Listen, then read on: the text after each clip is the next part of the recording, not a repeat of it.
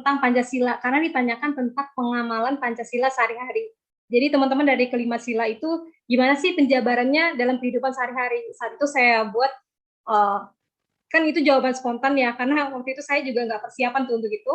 Akhirnya saya improve tuh, saya berikan jawaban-jawaban dari 5 sila itu saya hubungkan dengan kehidupan saya di perkuliahan gitu.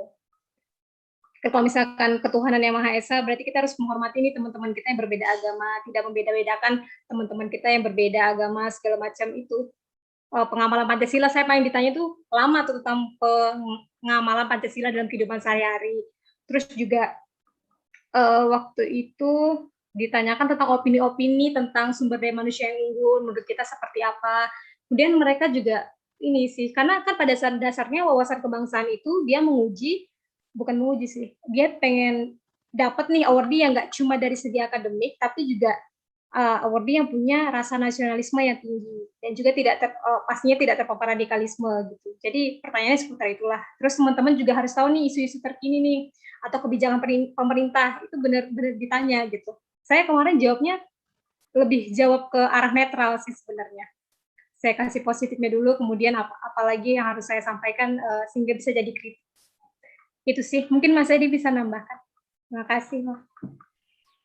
Kayaknya Mbak Zakia tadi udah sangat lengkap, dan pas aku 2017 itu belum ada interview wawasan kebangsaan.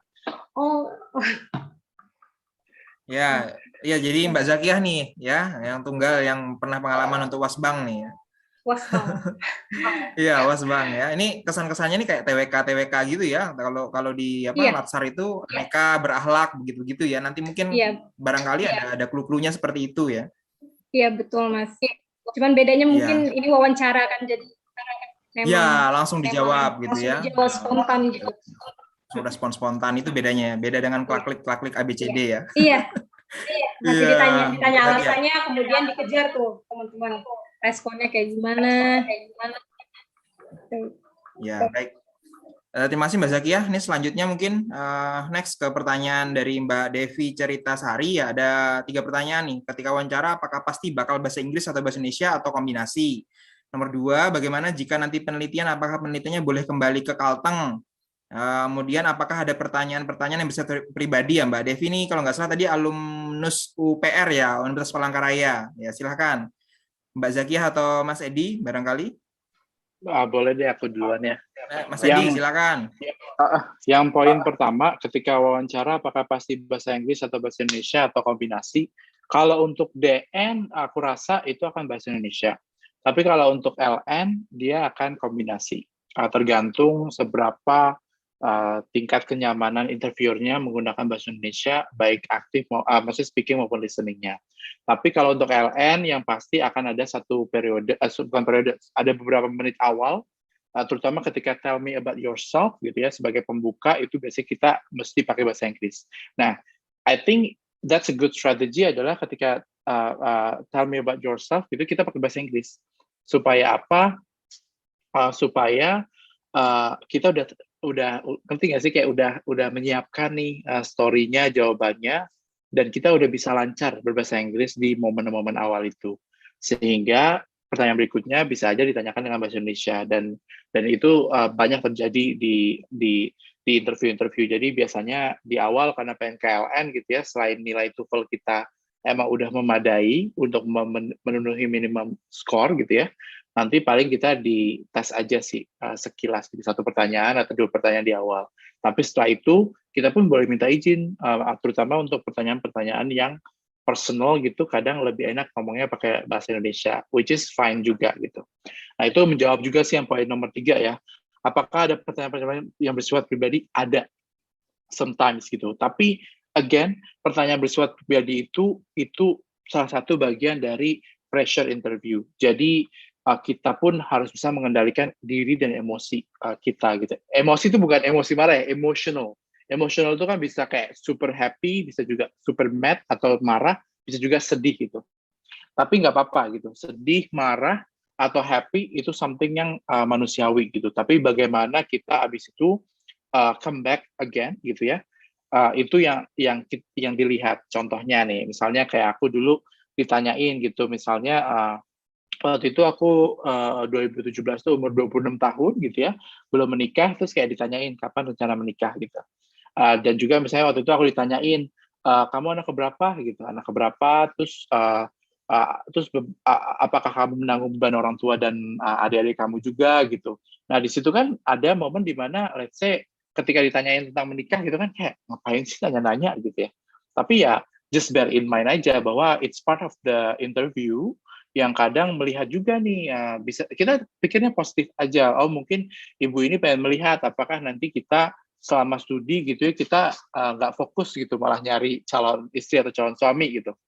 Nah, itu satu. Nah, yang kedua tadi yang terkait pertanyaan apakah kita menanggung gitu ya, misalnya orang tua dan adik-adik kita, itu juga kita ngelihatnya positif aja bahwa dia pengen melihat seberapa impactful kita secara finansial. Terus mungkin juga kita bisa persiapkan selama misalnya 2 tahun atau setahun, misalnya kalau teman-teman yang udah kerja, tiba-tiba harus resign, terus misalnya nggak kerja, gimana kita bisa mempersiapkan keberlangsungan kita menanggung adik atau orang tua kita gitu. Ya di situ mungkin sometimes gitu ya, kalau aku bandingin juga sama teman-temanku yang nggak perlu harus jadi sandwich generation gitu, kadang sedih kan, sedih. Tapi ketika sedih itu nggak apa-apa, sedih ditunjukin, manusiawi gitu.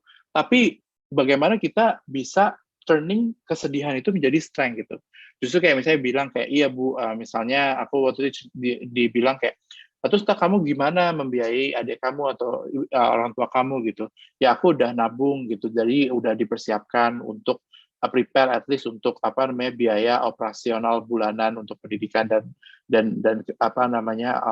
orang tua dan adikku udah aku prepare selama perkuliahan gitu. Meskipun aku merasa sedih gitu kenapa aku harus seperti ini, tapi in some ways aku bilang bahwa justru mereka itu Bu yang menjadi salah satu sumber inspirasi aku untuk menjadi lebih baik gitu, untuk bisa aim higher gitu dan juga jadi barometer buat adik-adikku gitu. Jadi kita again selalu berpikir positif dan juga selalu mengedepankan kepentingan orang lain atau kepentingan ya nggak harus kepentingan rakyat Indonesia gitu, tapi at least kepentingan dari keluarga kita atau mungkin lingkungan sekitar kita yang tadi dibilang, termasuk itu nyambung poin kedua gitu. Tadi yang Indri kan juga bilang ya kayak saya di desa saya gitu, which is fine gitu. Again, sekecil apapun, meskipun nggak kecil juga ya, satu desa, satu provinsi gitu, itu nggak masalah gitu, dan itu besar gitu. Apalagi kalau kamu bisa kasih kayak misalnya provinsi Kalteng ya 1,4 juta orang gitu ya. Kalau nggak salah ya terakhir itu angkanya segitu masyarakatnya gitu ya. Itu setara kayak misalnya memberikan manfaat ke satu negara misalnya di mana yang 1,4 juta tuh. Misalnya di Finlandia gitu. Jadi impact kamu tuh kayak kamu bisa gambarin bahwa it's not small gitu, it's big gitu. Nah, poin kedua itu pertanyaannya bagaimana jika nanti apakah penelitian boleh kembali ke Kalteng? Boleh banget gitu. Justru tapi poinnya adalah why is it in Kalteng? Terus kenapa kamu harus ngambil kalau seandainya ini di Kalteng gitu ya? Kenapa harus kuliah keluar Kalteng atau ke Jawa atau ke luar negeri gitu?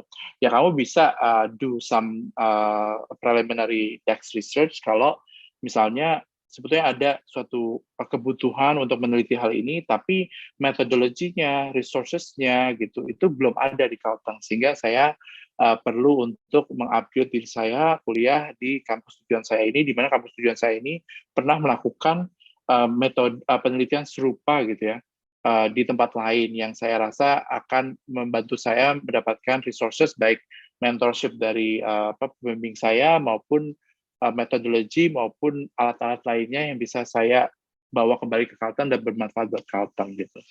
Jadi definitely ya nggak ada yang kayak right or wrong gitu, tapi bagaimana kita bisa menunjukkan sisi positifnya dan juga bagaimana ini manfaatnya bukan buat kita tapi buat orang lain. Itu sih menurut aku kunci sih gitu. Termasuk kayak ketika kita menceritakan suatu pertanyaan-pertanyaan pribadi, itu pilihan pribadi, itu again itu jangan lupa disambungkan bagaimana pilihan kita itu adalah suatu yang kita pertimbangkan untuk orang lain, mungkin dari yang terkecil dari anggota keluarga kita. Terima kasih Mas Edi. Mbak Zakia, barangkali ada tambahan? Oh, yang untuk nomor 1 tadi, apakah wawancara secara bahasa Inggris atau bahasa Indonesia, atau kombinasi, itu tergantung kampusnya. Seperti kata Mas Edi tadi, kalau misalkan luar negeri, ada pakai bahasa Inggrisnya. Kalau misalkan saya ini dalam negeri kemarin, full semuanya pakai bahasa Indonesia. Kemudian bagaimana jika penelitian, apakah boleh kembali ke Kalteng? Boleh. Saya termasuk orang yang penelitiannya di Kalteng. Jadi pada saat saya daftar, sampai saya tesis sekarang, sebenarnya topik penelitian saya itu beda. Hanya saja sama-sama tempatnya di Kalteng. Saya nggak mau pindah gitu. Karena saya rasa, saya kan program studi manajemen sumber daya perairan. Saya melihat ada masalah nih di salah satu sungai di Kalimantan Tengah yang memang perlu nih dikaji. Karena dari tahun 2007 sampai 2008 itu logam beratnya di sana tuh tinggi gitu. Saya pengen menyelesaikan masalah itu. Cuman ya, tadi research-nya nggak ada di sini, sehingga kita perlu nih ilmunya di sana, kemudian expertnya juga ada di sana, mereka bisa kurangkan, bisa tambahkan, bisa ubah metode kita, supaya nanti pada saat penelitian, hasil penelitian kita itu keluar itu bisa bermanfaat gitu. Jadi saya sekarang prosesnya sedang menyusun tesis dan penelitian saya lokasinya di Kalimantan Tengah. Walaupun nanti analisisnya memang saya harus bawa ke Bogor seperti itu, karena dari segi labnya juga tidak mumpuni gitu, jadi memang harus dibawa ke Bogor gitu. Tapi tenang, kalau untuk penelitian itu dibiayai sama LPDP, meskipun teman-teman kembali ke Kalteng, misalkan kuliahnya di Bogor nih, penelitiannya pengen di Kalteng, nah itu ada pembiayaannya sendiri. Kemudian apakah ada pertanyaan yang bersifat pribadi? Ada, teman-teman. Jadi saya jujur ya, pada saat beasiswa wawancara LPDP itu saya memang di titik terendah, karena saya ngerasa saya sudah 2 kali nih beasiswa. Kalau misalkan 3 kali ini saya nggak lolos, mungkin saya cari jalan lain gitu kan, entah kerja atau seperti apa. Tapi saat itu saya masih ingat sekali, saya nangis tuh karena ditanyakan pengalaman terburuk dalam hidup. Kan pada saat itu saya sudah lagi downer-nya, kemudian ditanyakan tentang pengalaman terburuk, saya makin nangis tuh. Saya sampai kesel sekali karena kacamata saya jadi berembun kan, terus jadi ngomongnya juga sedak-sedak, sampai saya diambilin tisu tuh sama ibunya, terus psikolognya bilang sama saya, karena saya berapa kali ngomong minta maaf, karena ini ya, jadi jawaban kita tuh kayak ketahan gitu karena nangis. Terus ibunya bilang bahwa nggak apa-apa, menangis itu bukan suatu kesalahan, jadi nggak perlu minta maaf, seperti itu. Jadi ada juga nih yang bilang kalau misalkan ketika ditanyakan tentang seputar kepribadian, jangan nangis, nanti nggak lolos. Menurut saya itu nggak relate sama sekali teman-teman, jadi jangan terlalu didengerin lah, jadi pusingkan lah hal-hal kayak gitu. Banyak kok yang keluar situ matanya bengkak-bengkak gitu, termasuk saya waktu itu, karena memang kan sedang di posisi terbawah sekali ya, dan tapi pada akhirnya alhamdulillah lolos. Itu dari saya, Mas Hasbi. Ya, terima kasih Mbak Zakia. Tadi kebetulan di kolom chat nih ada yang saya baca ya, terbaca dari Mas Erwin Syam ya. Katanya ada pengalaman cerita dari yang DN dalam negeri tapi pakai English ya. Mungkin pengalaman saya di tahun 2015 juga memang saya itu DN ya, saya di UI. Tetapi ada memang pertanyaan bahasa Inggris cuma satu. Nah, jadi sama seperti Mas Edi tadi. Jadi tell me about yourself gitu. Dan kebetulan kalau Mas Edi tadi di awal ya pengalamannya, mungkin kalau saya di akhir. Padahal saya DN ya gitu. Jadi teman-teman juga memang harus have a good preparation juga di English-nya gitu. Paling tidak menceritakan diri sendirilah begitu ya. Introduce yourself lah begitu. Iya, Ya, betul, mau di awal, sih. mau di akhir, mau di tengah begitu. Ya itu pengalaman begitu. Oh iya, tadi terkait yang emosional ya, karena saya perawat ya, jadi mungkin sharing aja. Jadi memang benar sih saya sependapat sama Mbak Zakiah ya, bahwa saya tuh waktu wawancara 2015 itu juga berkaca-kaca begitu, karena dibahas hal yang pribadi begitu. Jadi coba deh mikir rasional aja, ketika menyentuh hal-hal yang pribadi tiba-tiba nggak sedih itu, malah itu yang aneh gitu ya. Di sisi kesehatan itu malah wah ini gimana nih, gawat ini ya. Kalau di kesehatan, di keperawatan itu bilangnya afeknya bisa datar atau tumpul nih, bahaya ini begitu. Jadi harusnya kalau memang sedih ya sedih, nggak apa-apa begitu. Kalau memang sesuatu hal yang menyenangkan, bersemangat ya tunjukkan emosi yang bersemangat sesuai lah begitu ya. Jadi emosinya sesuai, responnya sesuai itu kalau di keperawatan atau kesehatan gitu ya. Nah, jadi kalau sesuatu hal yang sedih nggak nangis, wah itu saya kalau seandainya nanti suatu saat jadi pewawancara juga wah gawat ini gitu ya. Jadi joker ini bahaya begitu.